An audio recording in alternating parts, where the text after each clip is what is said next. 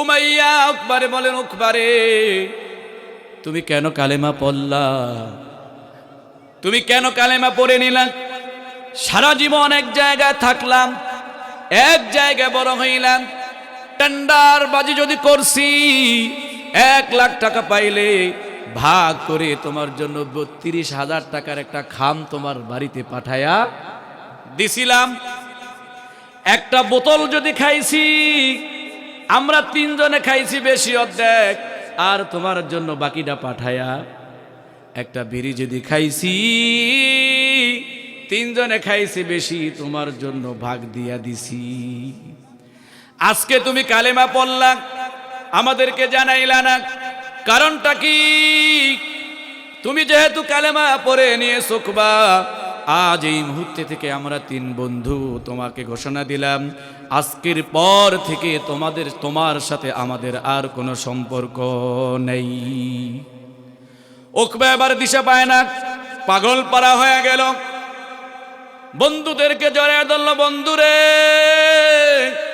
আমাকে ছেড়ে যাইস না, আমি কালেমা ইচ্ছা করে পড়ি নাই, আমি এই মুহূর্তে তোমাদের সামনে ওয়াদা দিলাম, আমি মুহাম্মদের কালেমা ফিরাইয়া দিলাম। নাউজুবিল্লাহ, বাইজিয়া করেন না, চিল্লা বলেন নাউজুবিল্লাহ। নসিবে হেদায়েত থাকতে হবে, কথা বলেন ঠিক কিনা? হেদায়েতের মালিক কে? আর জোরে বলেন কে? উকবা এবার বলতেছে আমি কালেমা ফিরাই দিলাম। উমাইয়া বলেন চলতো না, তুমি কইছ এতে মাইনে নেম, এটা হইব না। আবু জাহেল বলেন, আবু জাহেল চিল্লান দিয়া বলেন, কি রে উকবা, আমরা আসার সাথে সাথে তুমি কেমনে কালেমা ছেড়ে দিলা? আরে সুমাইয়া কালেমা পড়েছে, আমি সুমাইয়াকে মানুষের সামনে বেইজ্জতি করেছি, তার ইজ্জত আমি কেড়ে নিয়েছিলাম, তাকে উলঙ্গ করে এই সুমাইয়ার লজ্জাস্থানের মধ্যে আমি ছুরি দিয়ে আঘাত করে তার শরীরটা আমি কেটে টুকরা টুকরা করে দিয়েছিলাম, তারপরও কালেমা সারে। জোরে বলেন। এবার উমাইয়া বলেন, হে উকবা, সম্পদের জন্য আর বন্ধুত্ব টিকায় রাখার জন্য তুমি কালেমা ছেড়ে দিছো, এটা আমি বিশ্বাস করি না। এই কালেমা পড়েছিল বেলাল। এরে উকবা, আমি বেলালকে মরুভূমির বালুর উপরে পাথর দিয়া চাপা দিয়া আমি বেলালকে চিৎ করে শুইয়ে দিয়েছিলাম। এরে বেলালকে আমি এই মরুভূমির বালুর মধ্যে তাকে আমি আঘাত করেছিলাম, বুকের উপরে পাথর দিয়া চাপাইয়া দিয়েছিলাম। আমি দেখলাম ক্লান্ত বেলাল, এরপরও বলে আহাত আহাত। আমি উমাইয়ার সহ্য হলো না, আমি বেলালের জিহ্বাটাকে টেনে, আমি বেলালের জিহ্বাটাকে টান দিয়া লোহার পেরেক তার জিহ্বার মধ্যে ঢুকাইয়া দিলাম। বেলাল জিহ্বা কেটে টুকরা টুকরা হয়ে গেল, এরপরেও কালেমা ছাড়ে নাই। আর তুমি মাত্র সম্পদের জন্য, একটা বোতলের জন্য কালেমা ছেড়ে দিয়েছো, এটা আমি বিশ্বাস করি না। এটি একটি প্রাচীনতম জনপদ, ঐতিহ্যবাহী একটি এলাকা, তুলাতলা এলাকা, সিড্ডার অঞ্চলে সবাই চিনে, ঠিক কিনা বলেন? সবাই চিনে, আমাকেও চিনেন সবাই, কারণ আমার সিড্ডাতেই আমার বাড়ি, সিড্ডার সন্তান আমি। আপনাদের পাশেই আমি ইমামতি করি বালিবাড়ি মসজিদে। মাগরিব থেকে বয়ান করছেন আবার বন্ধু, এখন বয়ান করতেছি আমি, আমার শেষে যে বয়ান করবে সেও আমার বন্ধু। আলহামদুলিল্লাহ বলেন। আপনাদের মসজিদের যে ইমাম সাহেব সেও আমাদের বন্ধু, ছোট বেসের বন্ধু। আলহামদুলিল্লাহ বলেন। ইমরান হাফেজ অত্যন্ত মেধাবী এবং বিচক্ষণ একজন আলেম। আল্লাহ তাআলা তাকে দ্বীনের জন্য কবুল করুন, চিল্লায় বলি আমিন। আসলে মাহফিলটা হইল নিজেদের মধ্যেই। ছোট্ট বাচ্চা তার মাকে প্রশ্ন করতেছে, মা, এই যে এত জায়গায় বিয়া খাইতে যাই, খালাতো ভাইয়ের বিয়া, খালাতো বোনের বিয়া, স্বাস্থ্য ভাই, স্বাস্থ্য বোন, ফুফাতো ভাই, চাচার বিয়া খাই, মামার বিয়া খাই, তা তোমার বিয়া খাইমু কবে? ছোট্ট বাচ্চা হঠাৎ করে প্রশ্ন করে না, কথা কি বোঝেন নাই? এটা কি? এটা কলস, কলস দিয়ে কি আরে পানি আনে, পানি দিয়ে কি আরে পানি খায়, পানি খাইলে কি হয়? ছোট বাচ্চাদের এরকম প্রশ্নটা। আর মায় তো বিপাকে পড়িয়ে গেছে, বিয়ে খাইয়া আছে, এখন আমাদের বিয়ের খবর লইতেছে, সাংঘাতিক কথা না এটা? আর মা এবার কৌশল করতেছে, কি বলা যায়, উল্টা বললে তো কিছু বলা যাবে না। আসলে বাবা, তোর বাবাও আমার পরিচিত, আমিও তোর পরিচিত। আসলে বিয়েটা আমাদের পরিচিত জনের মধ্যে হয়ে গেছে, তো এই জন্য তুই জানাস না। আর মাহফিলটা হইলো নিজেদের মধ্যে, নিজেদের সব নিজেরাই, নিজেদের এলাকা আলেম ওলামা নিজেদের, এই জন্য বিস্তৃত কোনো আয়োজন হয়নি, নিজেদের মধ্যে মাহফিলটা হয়েছে, ঠিক কিনা বলেন? আল্লাহ রাব্বুল আলামিন মাহফিলকে কবুল করুন, চিল্লায় বলি আমিন। আসলে আমাদের মাহফিলগুলি হয়ে গেছে তাবারক কেন্দ্রিক। একটা ছোট্ট একটা উদাহরণ দিই, তাহলে বুঝবেন। আপনারা লাইলি মজনুর ঘটনা শুনছেন? জোরে বলেন। লাইলির প্রেমে পড়ে মজনু পাগল ছিল। হঠাৎ করে পারিবারিক ক্রন্দলের কারণে মজনু পাগল হয়ে বনের মধ্যে অবস্থান করতেছে। লাইলি ধনাঢ্য ব্যক্তির মেয়ে, পয়সাওয়ালা মানুষের মেয়ে। হঠাৎ করে লাইলির মধ্যে চিন্তা আসলো, হারে আমারে ভালোবাসি আমার মজনু বনের মধ্যে বসে রয়েছে, কোনো খাবার দাবার নাই, তাই একটা খাবারের আমি ব্যবস্থা করি। তার খাদেমরা ডাক দিছে, খাদেম সাহেব এই খাবার নিয়ে যাইবেন, আর আমার মজনুরে খাবার। খাদেম খাবার নিয়ে গেছে। প্রতিমধ্যে জঙ্গলে প্রবেশ করার পূর্বে আরেকজন পাগল বসা, এই পাগলের কাছে জিজ্ঞাসা করছে, মজনুর ঠিকানা কই? প্রশ্ন করছে, ভাই এখানে মজনু কোথায় থাকে? মজদুরি কি দরকার, কিছু আছে না বেশি বুঝুন না? ভাই ডামুড্ডা যাইম, ডামুড্ডার রাস্তাটা দেখা দেন দি, ডামুড্ডা আপনার কি দরকার, কি লিগে যাইবেন? আবার আইসে, ভাই অমকের পোলাটার আপনি চিনেন, বিয়া শাদীর ব্যাপারে খবর লইতে হয় না? কি সংবাদ হেবেটার কাছে আইসেন? আইসে কোনো কাজে, কন এবার পরিচয় দেই। তাই এটা বাঙ্গানি দেওয়ান, কথা বোঝেন নাই? তাই এটা বাঙ্গানি দেওয়ান আছে না নাই? আছে না নাই? ওরা মনের মধ্যে শয়তানি হলে ভাঙ্গানি দিব। আর ঘরে মাইয়া আছে, বিয়ার লগে হয়তো প্রস্তাব আইছে, খবর নিতে আইছে। আরে ভাই আর কইেন না, চাহের মানে দৌড়িয়ে নিয়ে চা খাওয়া দিলে যাবো। আর কোন কি মায়ের বাপে দেবার বন্ধু মানুষ, আহেন আমার লাগে দোয়ানে চা নি ঢকমতান একখান রং কাপ রং চা খাওয়াইয়া মনে যা আছে ব্যাগ ঢালিয়ে দিবে খেলে, বিয়া শেষ। ঠিক কিনা বলেন? কি দরকার মজদুরে? কয় লাইলি হালেকা খাওয়ান পাঠাইছে। হ্যাঁ হ্যাঁ, প্রেমে পড়িয়া পাগল হয়ে রয়েছে, হ্যাঁ খাওয়ার খাওয়াইতে। আমি তো মজদুর, দেখছো দেখি বাটলাম, তা আমি তো মজদুর। তা আপনি মজনু হলে তার নেন, খাওন খান। দিছে গোস্ত রুটি জমায় খাওয়ান খাইতেছে। একদিন খায়, দুই দিন খায়। হঠাৎ লাইলির দিলের মধ্যে প্রশ্ন জাগলে, ব্যাপার কি? দেই খায়, সে তো আমার প্রেমিক, তার তো কোনো বার্তা, কোনো চিঠি, কোনো খবর আমার কাছে আসে। প্রশ্ন আসে কিনা? খাইতেই আছে, খালি খাইবই, তা আমারও তো কিছু একটা বলবো। আমার লাইলি কেমন আছে, ভালো আছে না মন্দ আছে, আমার একটা সালাম জানাইও, আছে না ভাই? এবার লাইলি বললেন, ব্যাপার কি? দিলেই খায়া ফেলায়, আমার কাছে কোনো বার্তা দেয় না। এবার খাদেমকে ডাক দেওয়া হলো, খাদেম আসো। প্রতিদিন গোস্ত আর রুটি খাওয়াইলাম, আজকে গোস্ত খাওয়াবো না, রুটি খাওয়াবো না। এই নাও ছোট্ট ছুরি, আর এই নাও একখান পেয়ালা। আজকে মজদুর কাছে যাইবা, যাইয়া বলবা তোমার লাইলি তোমার শরীরের থেকে রক্ত চেয়েছে, এই নাও ছুরি আর এই নাও বাটি, ছুরি দিয়া কেটে কেটে রক্ত দিয়া বাটি ভরে দাও। এবার নকল মজদুর ধরা খাইব না খাইব না? কথা মনে বোঝেন নাই, ঠিক কি না? নকল মজদুরের কাছে যাওয়া হলো। আরে ভাই, লাইলি তোমার এতদিন পর্যন্ত খাওয়াইলো, আজকে তোমার খবর আছে, সিদ্ধার বাসায় আজকে তোমার বাডা আছে, ঠিক কিনা বলেন? আছে বাটা আছে না নাই?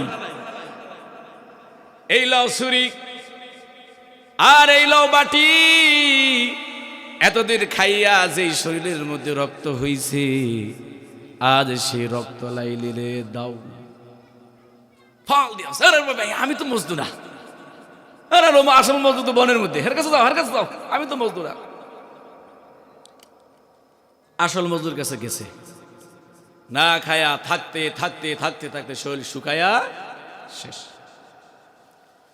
আরে ভাই মজলুম, আমি তো খাদেম, আমি তো জানি না ওটা নকল ছিল, আজকে তো আমিও ধরা খাইমু, ঠিক কিনা বলেন? কারণ খাদেমের তো হ্যাঁ গাফিলতি আছে, জাস্টিফাই করবো না? কথা বলেন না কেন?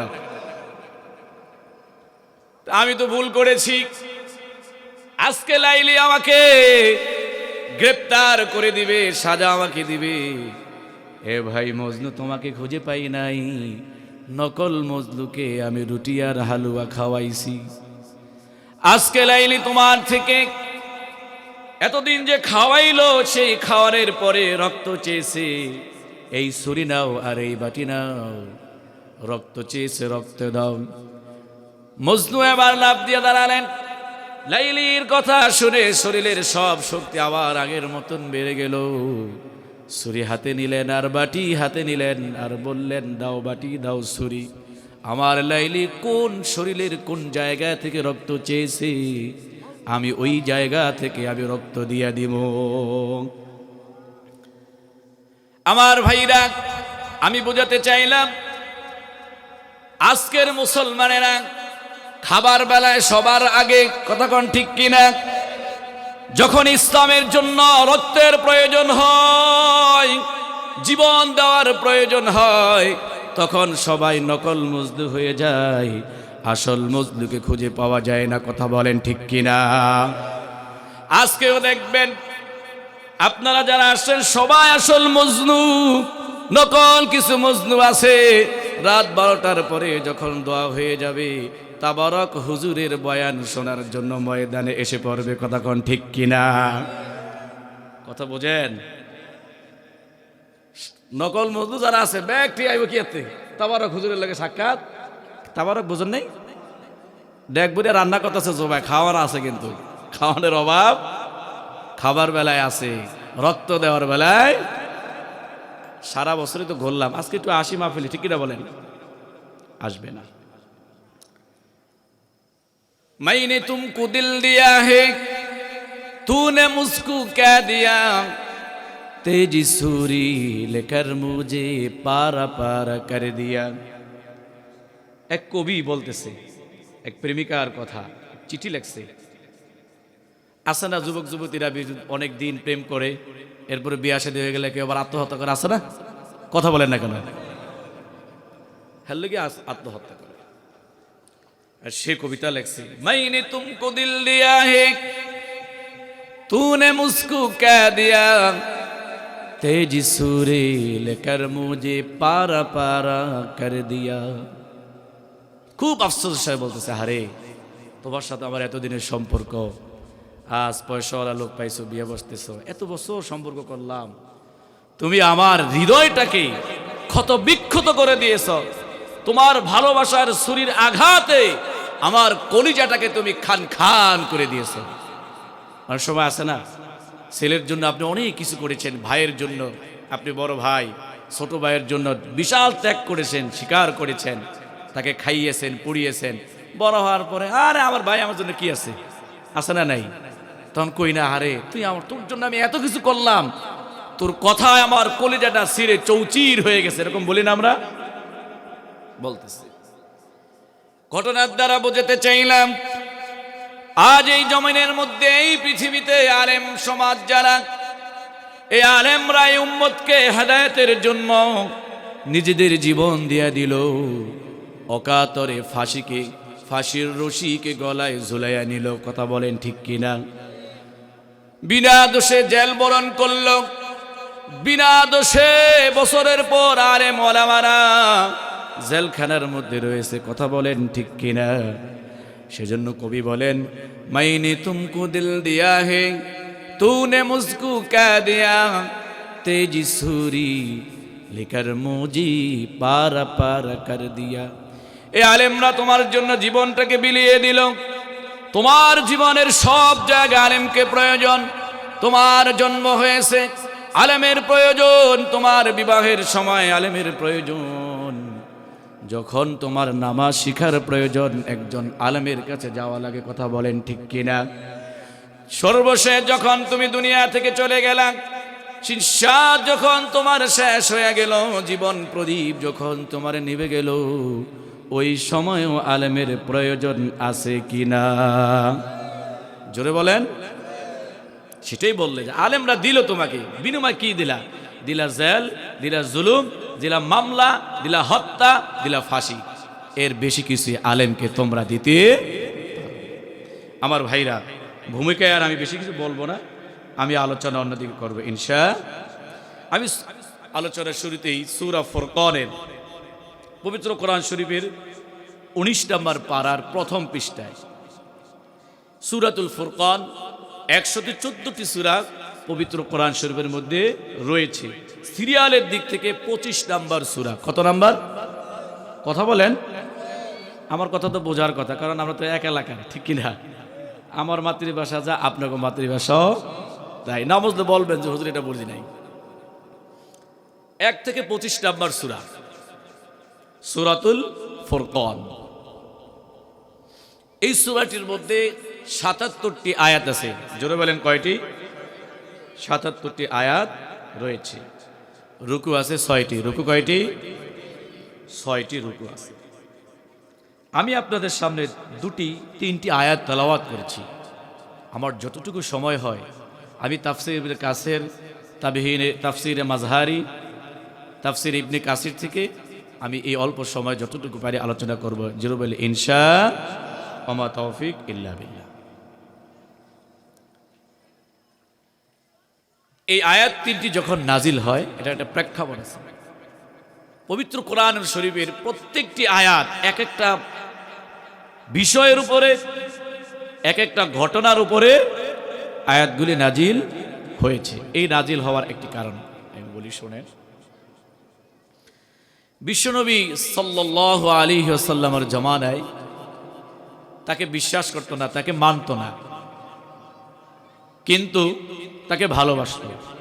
এর মধ্যে একজন হলো উকবা ইবনে মুআইত, এলো কট্টর কাফের, কাফেরদের সর্দার।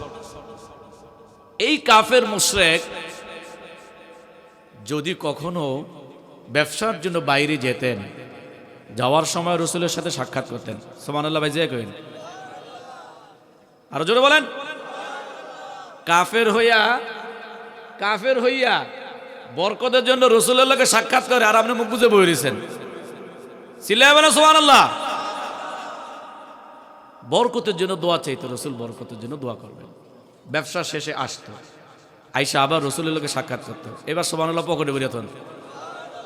কি অবস্থা, কথা কি বোঝেন না? যেখানে সুবহানাল্লাহ দরকার করে বলিয়ে ফেলাইবেন। সুবহানাল্লাহ তাফসীর না করলে তো আবার বুঝবেন না। একটা তাফসীর করিয়ে দেই।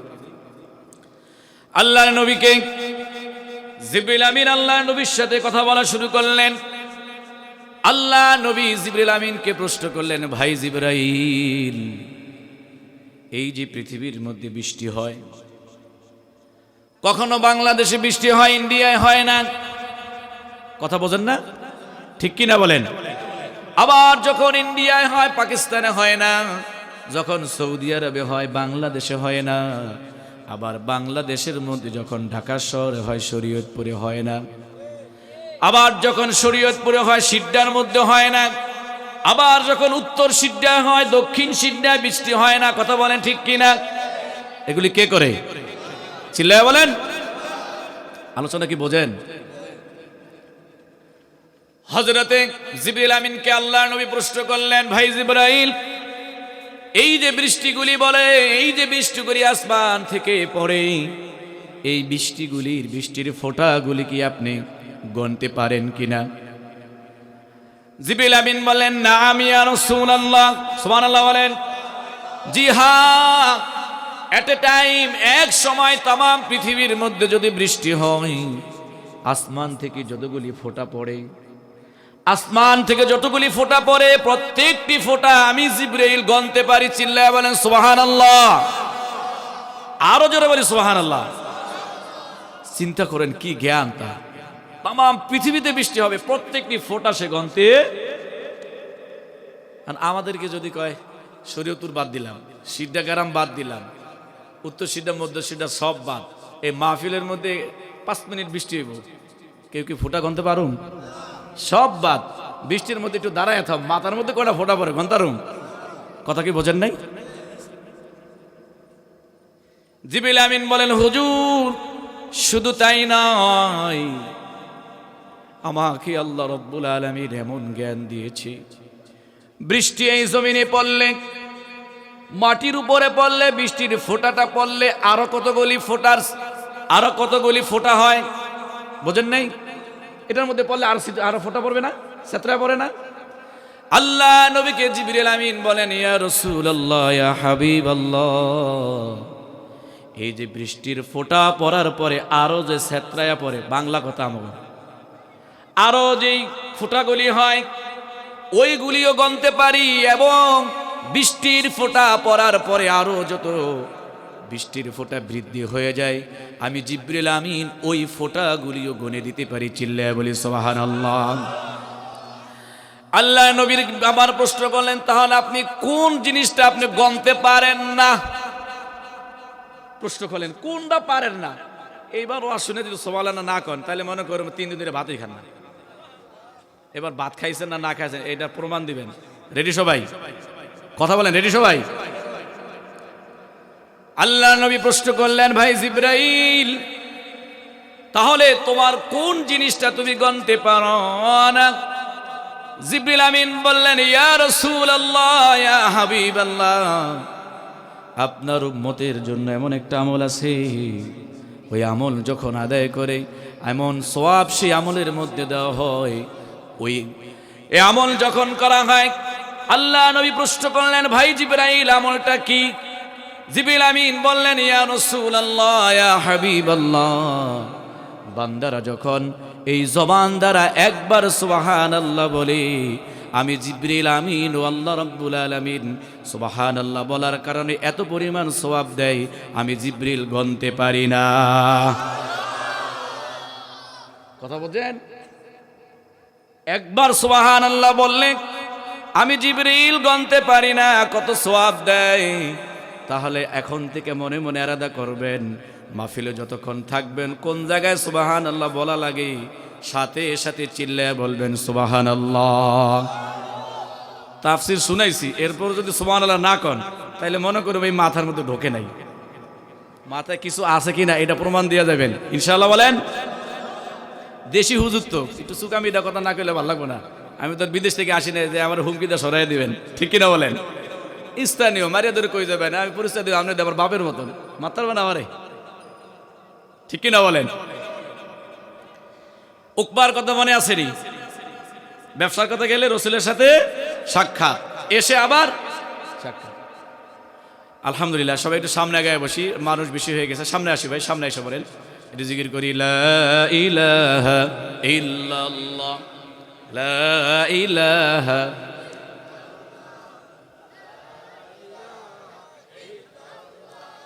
লা ইলাহা, লা ইলাহা, লা ইলাহা, একটু আগে আগে ভাই, আগে আগে সবাই, ইল্লাল্লাহ, লা ইলাহা ইল্লাল্লাহু মুহাম্মাদুর রাসূলুল্লাহ। সবাই চুপে চুপে একটু জায়গা ফিল আপ করে কথা না বলি, আলোচনা বেশিক্ষণ করব না, অল্প সময় করব, ব্যাঘাত না যেন হয়, আমার যারা যেন কোনো আলোচনার সমস্যা না হয়, কোরআনের সমস্যা না হয়। কোরআনের মাহফিলে কখনো কোরআনের আয়াত শুনলে, মাহফিল শুনলে চুপচাপ থাকতে হবে, কখনো কোনো কথা বলা যাবে না। এদিক সেদিক যাব না, সরাসরি আলোচনায় চলে যাই। একবার উকবা ব্যবসায় প্রচুর সম্পদের মালিক হয়ে গেলেন, লাভ করলেন। ব্যবসায় অনেক সময় কথা বোঝেন নাই, এবার বেশি লাভ হয়ে গেছে। এবার খুশিতে দেশে আসছে, আয়েশা বিবির সাথে শুয়ে শুয়ে পরামর্শ করতেছে। যত গোপন পরামর্শ বিবির সাথে করবেন, এটার মধ্যে বরকত দিব কে? জোরে বলেন। বিবির মতন আপন পৃথিবীতে আর কেউ, সবাই ছেড়ে যাবে, বিবি ছেড়ে যাবে না। রাতের আধারে এক বিছানায় বিবির সাথে শুইয়া উকবা বললেন, বিবিরে, ব্যবসায় তো এবার বাম্পার ফলন, বিশাল ব্যবসায় লভ্যাংশ নিয়ে আসলাম, আর কয়েকদিন পরে নির্বাচন, আমার তো নেতা হইতে মনে চায়। এই মূল আলোচনা শুরু হলো। আরে বিবি, সামনেই তো নির্বাচন, আমিও একজন প্রস্তাবিত নেতা, নমিনেশন পেপার আমিও পেতে পারি, আমার তো জনগণের কিছু খাওয়ানো দরকার, কারণ পয়সা হয়েছে তো, কিছু খাওয়াইতে হইব না, নমিনেশন এলে পাইব কেমনে, আমার খাওয়ায় না, কথা কয় না। নির্বাচন মেম্বারের বাড়ি চেয়ারম্যানের খাওয়ান শেষ হয় না, এমপির বাসায় খাওয়ান শেষ হয় না, ঠিক কিনা বলেন? তাহলে কি করা যায়? আরে বিবি, আমার মনে চায় আমার যে পয়সা হয়েছে এটা মানুষকে বোঝাতে হবে, আর জনগণকে খাওয়াতে হবে।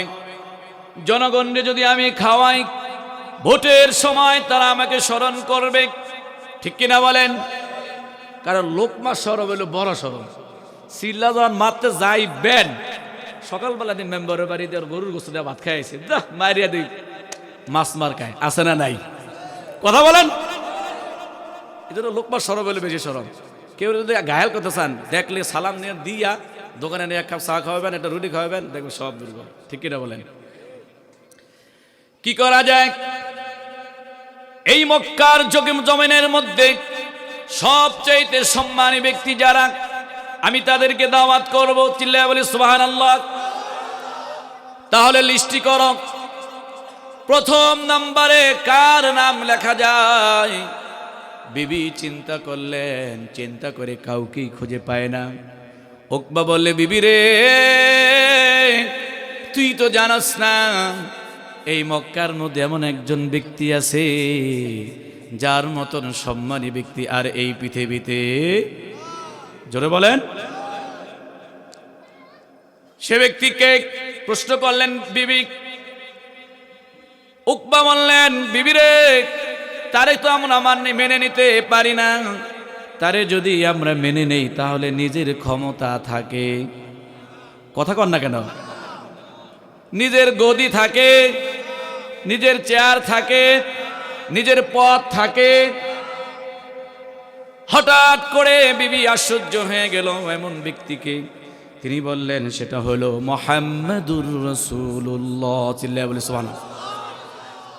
চিন্তা করেন, একজন কাফের, তিনিও বোঝেন যে বিশ্বনবীর চাইতে মর্যাদাপূর্ণ ব্যক্তি পৃথিবীতে আর, চিল্লায়া বলেন, আর সুবহানাল্লাহ বলেন।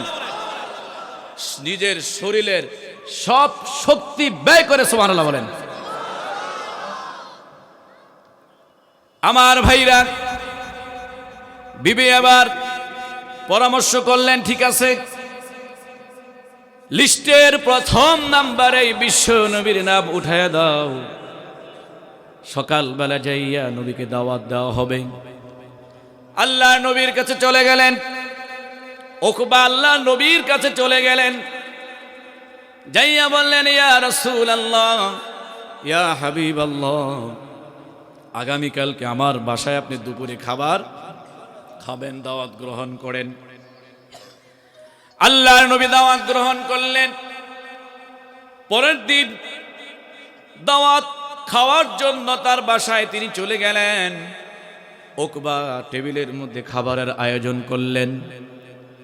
সমস্ত নেতার এক জায়গায় সুন্দর সুস্বাদু খাবার, গলদা চিংড়ি, খাসির গোস্ত, গরুর গোস্ত, দেশি মুরগি, পেটি মুরগি, ব্রয়লার মুরগি, যে যেইটা কথা বোঝেন নাই। আমার তো পদের দরকার, যে যে খাইতে চাস খা। সবসময় খাই এশিয়া বেরি, নির্বাচন এলে খায় গুলি সিগারেট, আছে না নাই? কথা বলেন, খবরদার ওদিকে কথা বলুন না, আবার কই ওয়াজ বন্ধ করেন। এইবার আল্লাহ নবী দাওয়াত খাওয়ার জন্য চলে আসলেন। খাবার সব সারি সারি এক জায়গায় করা হলো। আর তিনি এমন নবী, আল্লাহর নবী যদি খাবারের মধ্যে হাত না দেয়, মক্কার জমিনের কারো সাহস ছিল না সেই সময় খাবারে হাত দেবে। চিল্লায় বলি সুবহানাল্লাহ। নবী না খাইলে তো কেউ খাইতারি না, আছে না? ওগো নবী, আপনি খাবার খান। হঠাৎ করে আল্লাহ নবীর জাহানের মধ্যে আসলো, উকবা তো কালেমা পড়ে নাই, সে তো কাফের। আমি নবী হইয়া কাফেরের ঘরের মধ্যে কেমনে খাবার খাই? আরে মুসলমান, তুমি কেমনে হিন্দুর ঘরে যাইয়া খাবার খাও? মুরগির একটা রোষ দিলে তোমার আর হুঁশ থাকে না।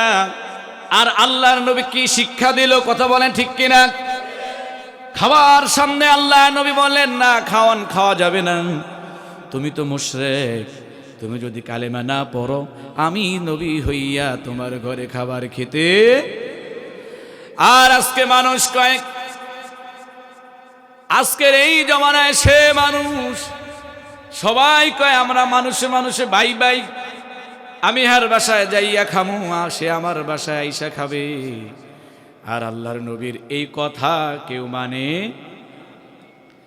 মুসলমানের পুত্র হিন্দুর ঘরের মেয়ে বিয়ে করে, আছে না নাই?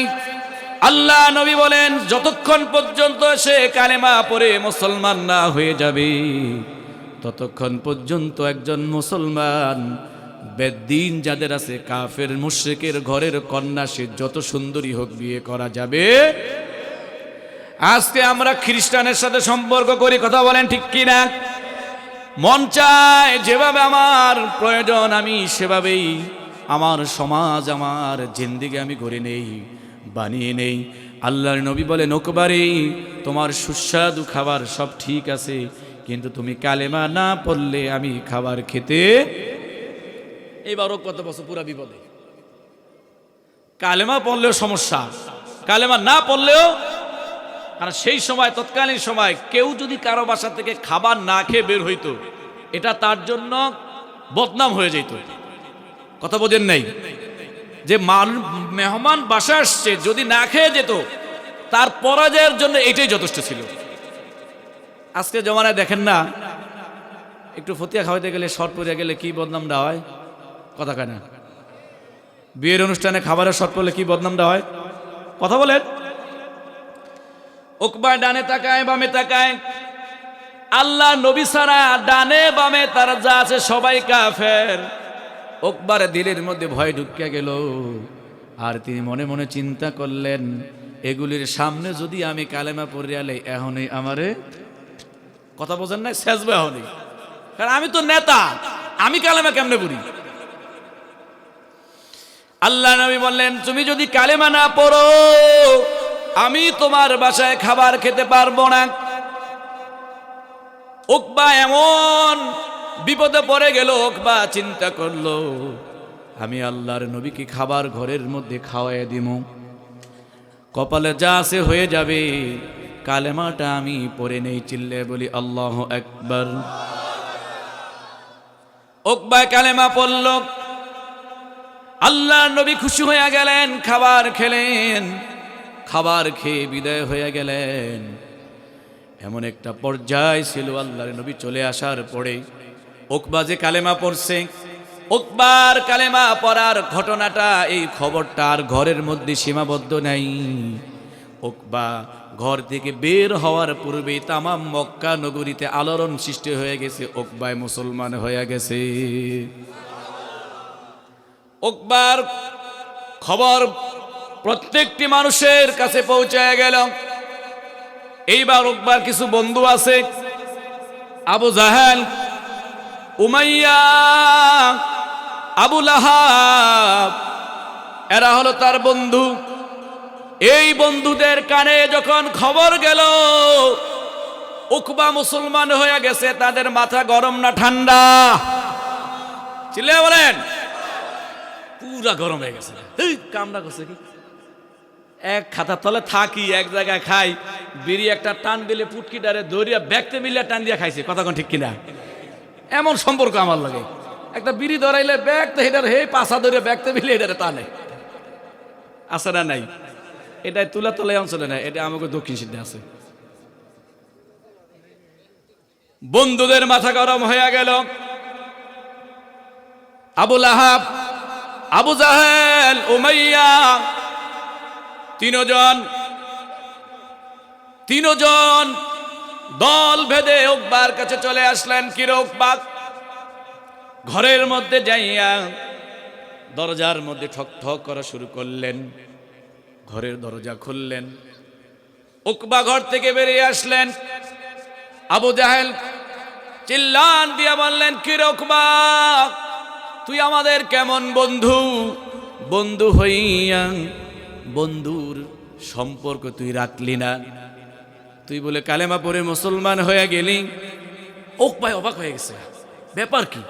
আমি তো কারো কাছে বলি নাই, জানে কেমনে? দেখবেন না, মাদ্রাসা মাহফিল নিয়ে একটা কিছু হইলেই সবার আগে 71 টুপি জানিয়ে আলাই। কথা বোঝেন নাই? 71 টুপির এমন ওহি আল্লাহ নাজিল করে, যেখানে যা হইব একটু ইসলামের খোঁচা একটু পাইছে কি 71 টুপি সবার আগে জানে। আছে না নাই? ওই সময় তৎকালীন সময় ছিল মুখ মিডিয়া, একজন একটা কথা শুনলে ওইটা আরেকজনের কাছে বলতো, এটা তাদের দায়িত্ব ছিল। উকবা এবার বললেন, বন্ধুরে সবাই থেমে যাও, আমি তো আর এমনি এমনি কালেমা পড়ি নাই, আমি তো মাইনকা চেপায় পড়িয়া কালেমা, আমি তো মাইনকা চেপায় বসছি। কথা কি বুঝেন? আমি তো মাইনকা চেপায় পড়িয়া গেছি, না পারি কালেমা ছাড়তে আর না পারি কালেমা ধরতে। আর সামনে আমার নির্বাচন, আমার ক্ষমতারও প্রয়োজন, আমি কালেমা না পড়িয়া পারি নাই নবীরে আমি খাওয়াইয়া ছাড়ছি। এবার এই বন্ধুদের মধ্যে সবচাইতে খারাপ ছিল উমাইয়া। ভাই আমাদের একটু আগায় বসেন, মানুষ, আমি আগেই বলেছিলাম সুমন ভাইকে যে মানুষ বেশি হবে। ভাই এই যে বাম সাইডে অনেক জায়গা আছে, ভাই বাম সাইডে জায়গা আছে, প্লিজ একটু দয়া করেন ভাই, এই মাহফিলটা সুন্দর করেন। যারা আসবেন আপনারা সরাসরি ভিতরে ঢুকে যান ভাই, যারা এখন আসবেন সবাই ভিতরে অনেক জায়গা আছে, এদিকে চলে আসেন।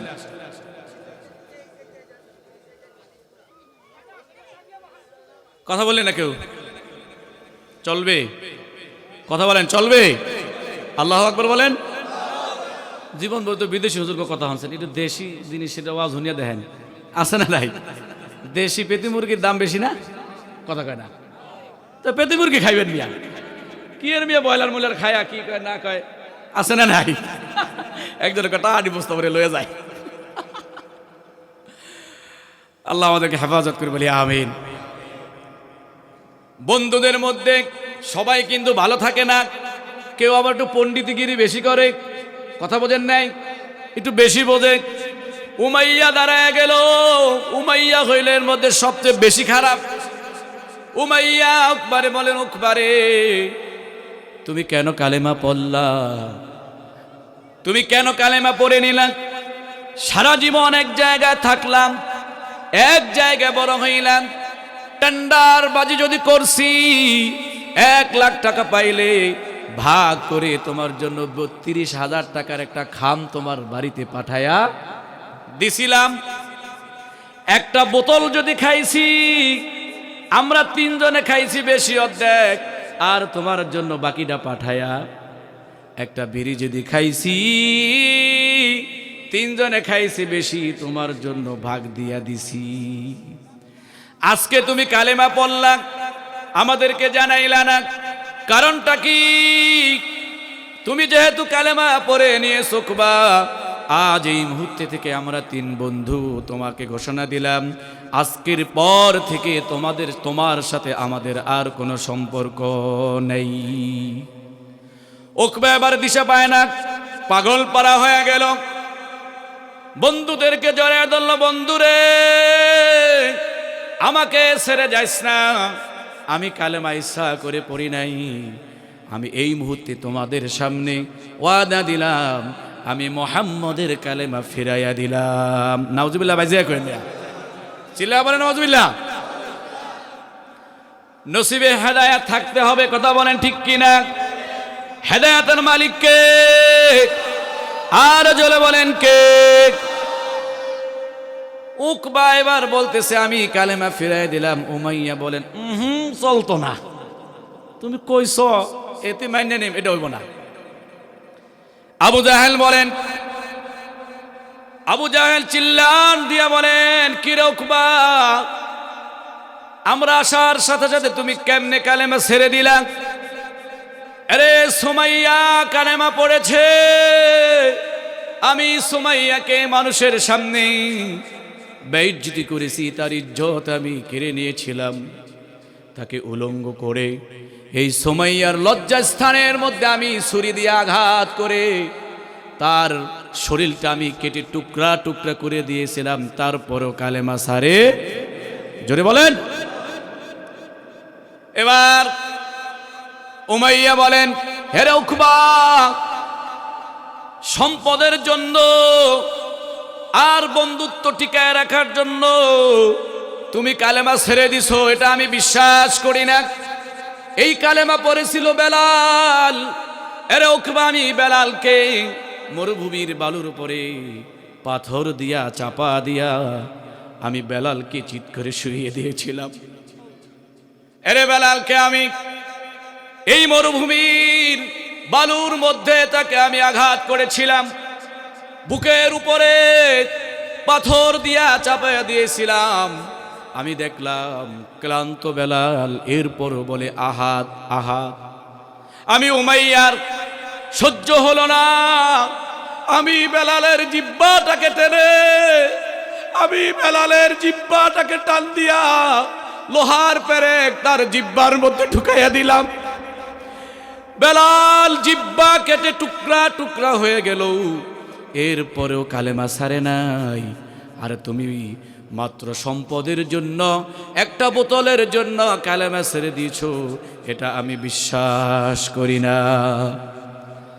উমাইয়া বললেন, একটা শর্তে আমরা বিশ্বাস করতে পারি, তুমি যেই কালেমা আল্লাহর নবীর সামনে থেকে তুমি গ্রহণ করেছিলা, এই কালেমা আল্লাহর নবীর কাছে যেতে হবে, আল্লাহর নবীর কাছে যাইয়া আল্লাহর নবীর সামনে কালেমা ফিরাইয়া দিবা।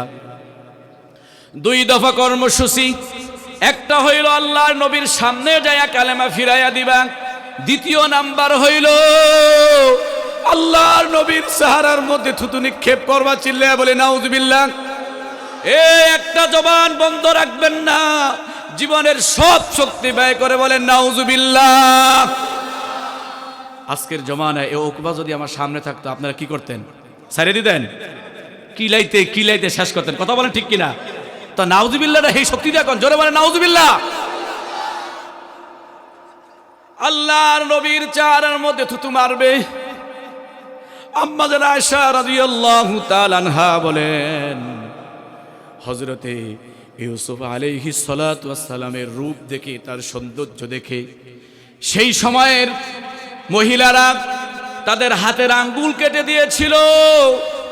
আর আমার নবী মুহাম্মদুর রাসূলুল্লাহ সাল্লাল্লাহু আলাইহি ওয়াসাল্লামের চেহারার মধ্যে এত সৌন্দর্য, এত সৌন্দর্য, এত সুন্দর নূর আমার নবীর চেহারার মধ্যে। এই নবীর নূর যদি একবার মানুষ দেখে, ওই জমানার মহিলারা তাদের কলিজা কেটে দিয়ে দিত। আর জোরে বলি সুবহানাল্লাহ। এটি এমন নবী, আর এমন কোন প্রমাণ নাই কোন নবীর চেহারা দেখে মানুষ মুসলমান হয়ে গেছে, এমন কোন প্রমাণ নাই। আল্লাহর নবীর চেহারা দেখে মুসলমান হয়ে গেছে, প্রমাণের অভাব। জোরে বলেন। আমার ভাইয়েরা, বিরক্ত হচ্ছেন নি? আবার ছেড়ে দিব? জোরে বলেন। সময় শেষ হলে বলিয়ে দিও ভাই, ঠিক আছে? প্রধান বক্তা তো কথা বলবে তো। আমার ভাইয়েরা, এটি কেমন চেহারা, একটা চিত্র আপনাকে তুলে ধরি। দারুন নদওয়ার তৎকালীন সময়ের সংসদ ভবন, সংসদ ভবনের মধ্যে সবাই আইন পাশ করালেন, সবাই ঘোষণা করে দিলেন আবু জাহেল, আবু লাহাব, উকবা সাহেবা যারাই রয়েছে সবাই আইন পাশ করালেন। আরে মুহাম্মদের সাথে পারি না, যে পারবে মুহাম্মদের গর্দানটা, কল্লাটা আলাদা করে যে এই দারুন নদওয়ার বৈঠকের টেবিলের মধ্যে রাখতে পারবে, আমি তাকে 1000 উট তার জন্য আমি পুরস্কার ঘোষণা করলাম। শুধু তাই না, এই মক্কার মধ্যে সে পদ, রাজনৈতিক পদ, সে যত পাওয়ারফুল নেতা হতে চাইবে তাকে দেওয়া হবে। হযরতে ওমর তরবারি বের করে দাঁড়ায় গেলেন। হযরতে ওমর তরবারি বের করে দাঁড়ায় গেলেন আর বললেন, আমি মুহাম্মদের গর্দান কেটে দিব। চিল্লায় বলি নাউজুবিল্লাহ। আবু জাহেল কয়, আমি মনে মনে তোমাকে ইন্সপায়ার করেছিলাম যে তুমিই দাঁড়াইবা, এই কাজ তুমি ছাড়া কেউ করতে। ওমর ঘোড়া দৌড়ায় চলে গেলেন আল্লাহ নবীর গর্দান কাটার জন্য। আল্লাহ নবী মুহাম্মদুর রাসূলুল্লাহ সাল্লাল্লাহু আলাইহি ওয়াসাল্লামের গর্দান কাটার জন্য রওনা দিলেন। প্রতিমধ্যে আরেক সাহাবার সাথে সাক্ষাৎ। আরে ওমর, এত স্থির হয়ে ঘোড়া দৌড়ায় কোথায় যাও? ওমর চিল্লান দিয়া বলে, আমার পথের সামনে থেকে সরে যাও, আমাকে আর আজকে কেউ আটকায় রাখতে পারবা না। কমসে কম 15 মিনিট আগে আমার বলবা, কিন্তু আমাকে আর কেউ আটকায় রাখতে পারবা না। আমি আজকে মুহাম্মদের কল্লা আলাদা করে দিব, তার নাম আমি দুনিয়া থেকে নিঃশেষ করে দিব। নাউজুবিল্লাহ। ভাই যে কইেন একটু পরে খিচুড়ি খাওয়া, আমি বোঝার নাম নেই, একটু তেল মারিয়ে লই, জোরে নাউজুবিল্লাহ বলেন। আমার ভাইয়েরা, সাহাবা বললেন, আপনি যে আল্লাহর নবীর গর্দান কেটে দিবেন, আপনার ঘর আগে সামলান। সুবহানাল্লাহ বলেন। শুনলাম আপনার বোন আর আপনার ভগ্নিপতি মুসলমান হয়ে গেছে, আগে তাদেরকে সামলান। ওমরের মাথা গরম বেশি হইল না কম হইল?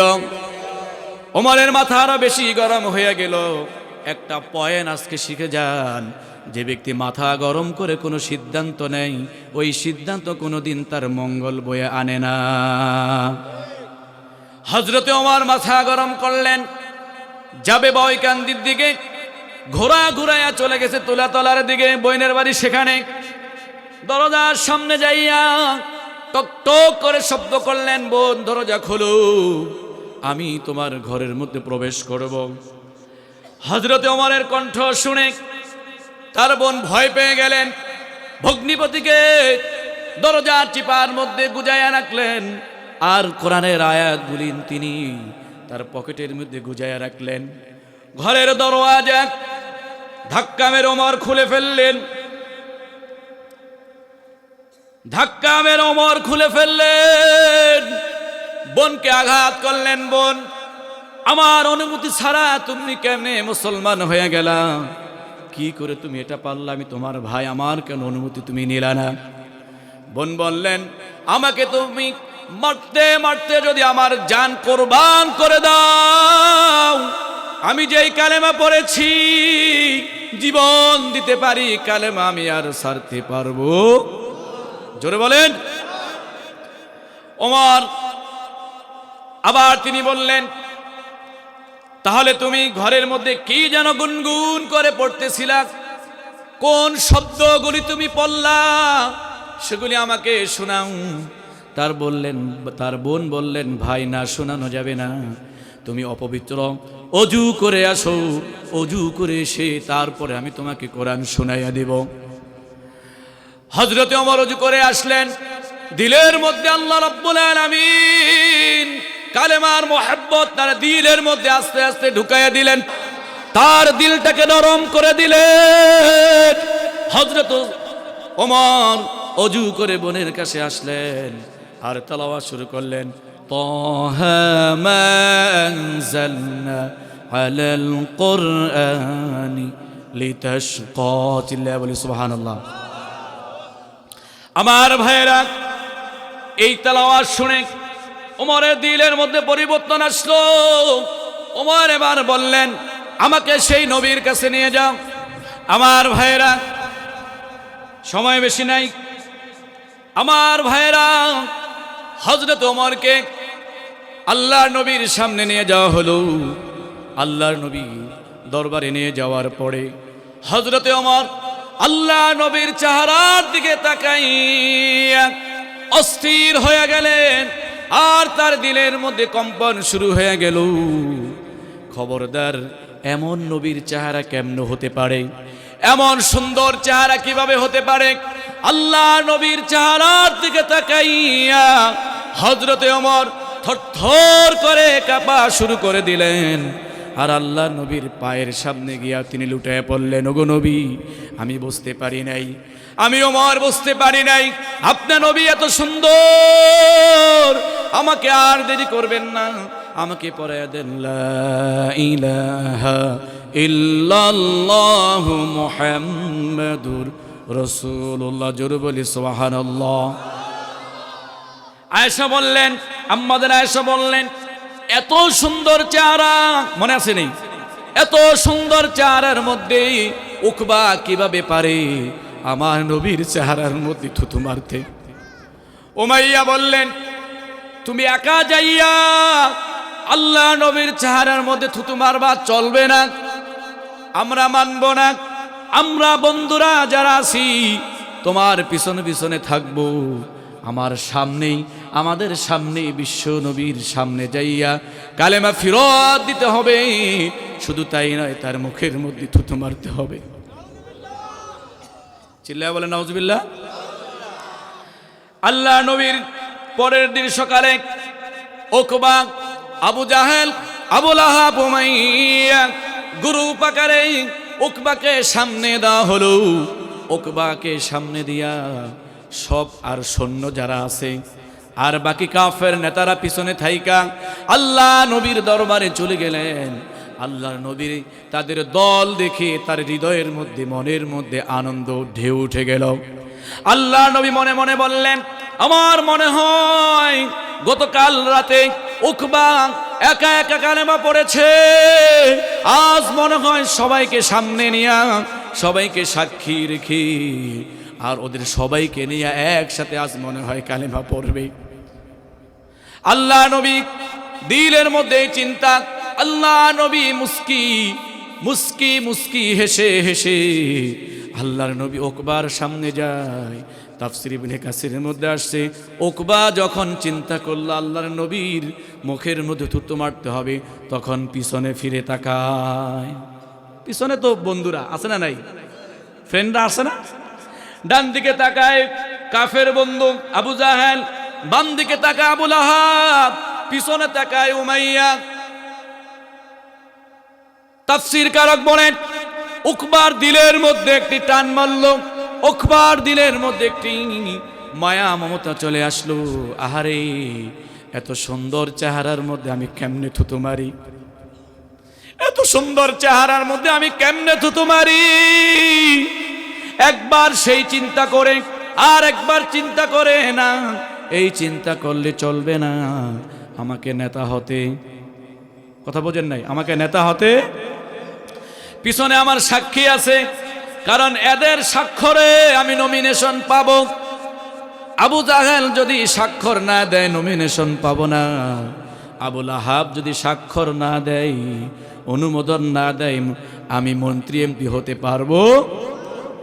ক্ষমতার লোভে, বন্ধুর প্রেমে পড়ে উকবা আল্লাহ নবীর সামনে গেলেন। আল্লাহ নবীর সামনে যাইয়া উকবা এবার বললেন, ওগো নবী, আমি গতকালকে আমি যেই কালেমা পড়েছিলাম, আজ সেই কালেমা আমি আপনাকে ফিরাইয়া দিলাম, এই নেন কালেমা। শুধু তাই নয়, আল্লাহ নবী অবাক হয়ে তার দিকে তাকায় রইলেন। হঠাৎ করে আল্লাহ নবীর চেহারার দিকে তাকাইয়া উকবা তার মুখ থেকে, জবান থেকে থুতু বের করে আল্লাহর নবীর চেহারার মধ্যে নিক্ষেপ করে দিয়েছিল। নাউজুবিল্লাহ, আরো জোরে বলি নাউজুবিল্লাহ।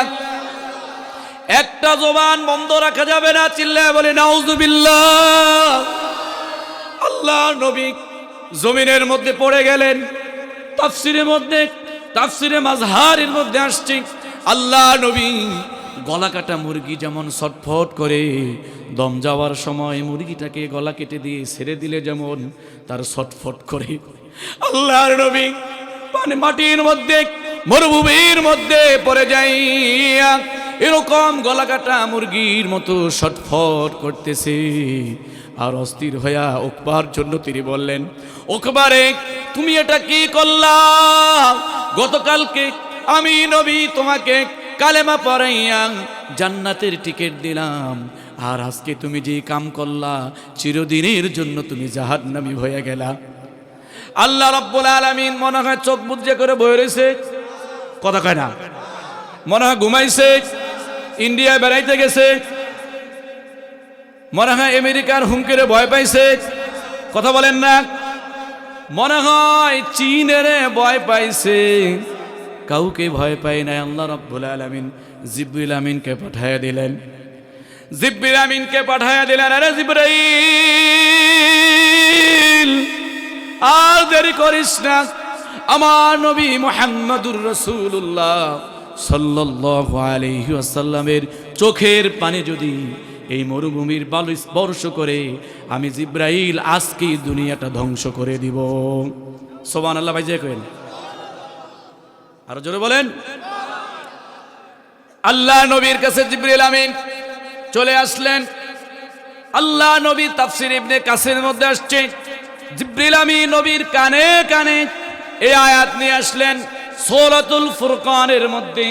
তিনি সেই সময় বলেন, وَيَوْمَ يَعَضُّ الظَّالِمُ عَلَى يَدَيْهِ يَقُولُ يَا لَيْتَنِي اتَّخَذْتُ مَعَ الرَّسُولِ سَبِيلًا يَا وَيْلَتَى لَيْتَنِي لَمْ أَتَّخِذْ فُلَانًا خَلِيلًا।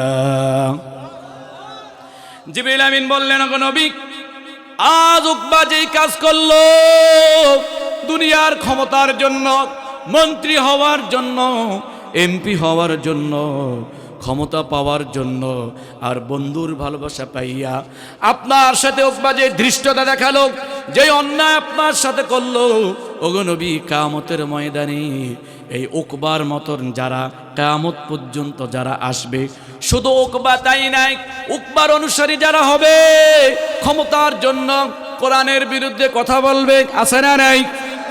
জোরে বলেন। ক্ষমতার জন্য ইসলামের বিরুদ্ধে কথা বলবে, আছে না নাই?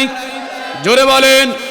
ক্ষমতায় যাইয়া কোরআনকে ধ্বংস করে দেওয়ার জন্য আইন পাশ করাবে, আছে না নাই? জিবরিল আমিন বলেন, এই উকবা সহ আবু জাহেল সহ যারা কিয়ামত পর্যন্ত এরকম ধৃষ্টতা দেখাবে, ইসলামের বিরুদ্ধে যাদের কলম চলবে, আলেমদের বিরুদ্ধে যাদের কলম চলবে, যাদের ফাঁসির রশিতে আলেমরা লটকায়া থাকবে, আল্লাহ নবীকে সেই দিন বলেন কিয়ামতের ময়দানে আমলার নবীকে বলা হলো এই উকবার অনুসারী, উকবা সহ উকবার অনুসারী যারা সবাই, দুনিয়ায় আমরা যেমন গ্যান্ডারি খাই, খাই না?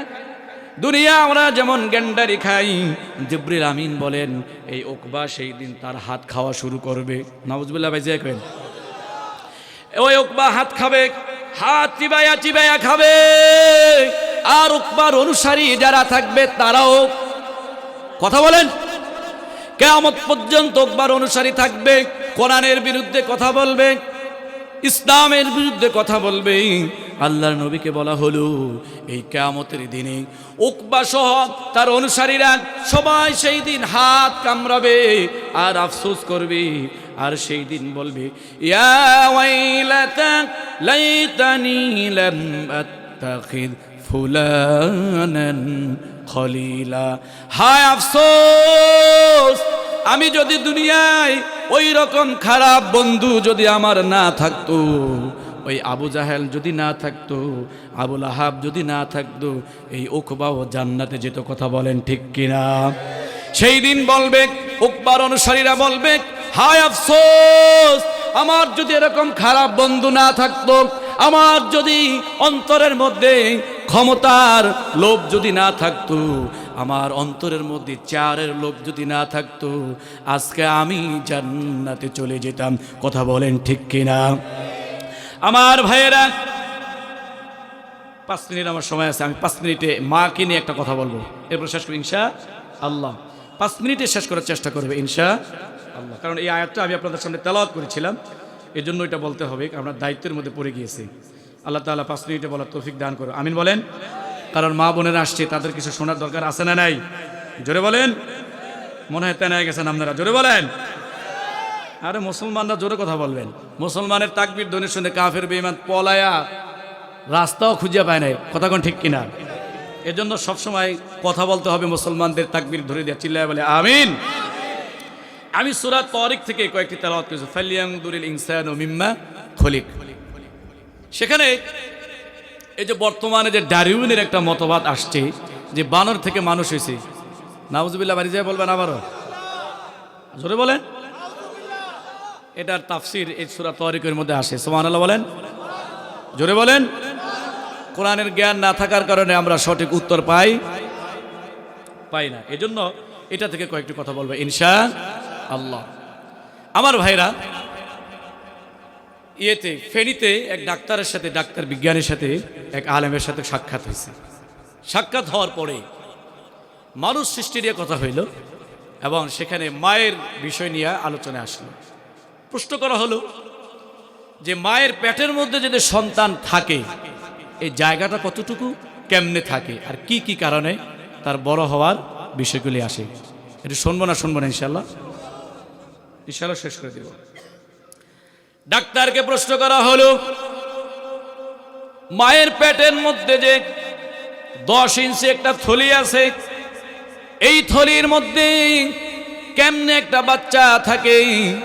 প্রশ্ন করা হলো ডাক্তারকে, আর সেই মৌলানাকে প্রশ্নের উত্তর দেওয়া হলো। ইংল্যান্ডের মধ্যে গবেষণাগারের মধ্যে বিজ্ঞানীরা এটা গবেষণা শুরু করলেন। 2-3 কেজির একটা বাচ্চা কেমনে একটা মহিলার পেটের মধ্যে, কথা কয় না, থাকে। কথা বলেন। 2-3 কেজির বাচ্চা কেমনে একটা মহিলার মধ্যে থাকে। এবার সে ডাক্তার বললেন, মৌলানা আপনি শোনেন, সন্তান যখন মায়ের পেটের মধ্যে 7 মাস বয়স হয়ে যায়, মায়ের পেটের মধ্যে 10 ইঞ্চির একটা পলিথিনের মতো একটা ব্যাগ আছে, থলি আছে। কথা বলেন। এই থলির মধ্যে সন্তানটা যখন থাকে, 7 মাস 1 দিন যখন হয়ে যায়, এই থলির মধ্যে সন্তানের পুরা শরীরটা আর এই থলির মধ্যে রাখা সম্ভব হয় না। প্রশ্ন করা হলো, তাহলে তাকে কি করা হয়? বিজ্ঞানী বলেন, 7 মাস 1 দিন পরে মায়ের কলিজাটাকে এভাবে উঠাইয়া এই থলিটা সহ মায়ের কলিজা উপরে থাকে, আর সন্তানের পাটা মায়ের কলিজার নিচে চলে যায়। সুবহানাল্লাহ, পকেটে ঢুকায়। আমার ভাইয়েরা, আশ্চর্য হয়ে গেল। প্রশ্ন করা হলো, বিজ্ঞানী, তাহলে কি মায়ের কোনো কষ্ট হয় না? মায়ের কলিজার নিচে যখন পা চলে যায়, তাহলে কি মা কষ্ট পায় না? বিজ্ঞানী বলেন, হ্যাঁ, শুধু এমন কষ্ট আল্লাহ রাব্বুল আলামিন তাকে দেয়। বিজ্ঞানী বলেন, যেই সন্তানটা তার মায়ের পেটের মধ্যে সবচেয়ে কম নাড়াচড়া করে, এই সন্তানটা তার মায়ের কলিজার মধ্যে 4500 বার লাথি মারে। আমার ভাইরা, 4500 বার লাথি মারে। প্রশ্ন করা হলো, এই কষ্ট কেমনে মা সহ্য করে? বিজ্ঞানী বলেন, মায়ের কলিজার মধ্যে সন্তান এত জোরে আঘাত করে, এরকম একটি আঘাত যদি বাবার কলিজায় মারা হতো, বাবার সাথে সাথে মারা যেত। সুবহানাল্লাহ বলেন। বাবার সাথে সাথে মারা যেত। প্রশ্ন করা হলো, তাহলে এই যে মাকে কষ্ট দেওয়া হয়, তাহলে মা কিভাবে সহ্য করে? বিজ্ঞানী বলেন, মায়ের কলিজার মধ্যে যখন আঘাত করা হয়, সেই সন্তান, যেই সন্তান মায়ের কলিজায় যত বেশি আঘাত করে, বিজ্ঞানী ডাক্তার বলেন যেই সন্তান মায়ের কলিজার মধ্যে সবচাইতে বেশি আঘাত করে, ওই সন্তানটাকে মা সবচাইতে বেশি ভালোবাসে।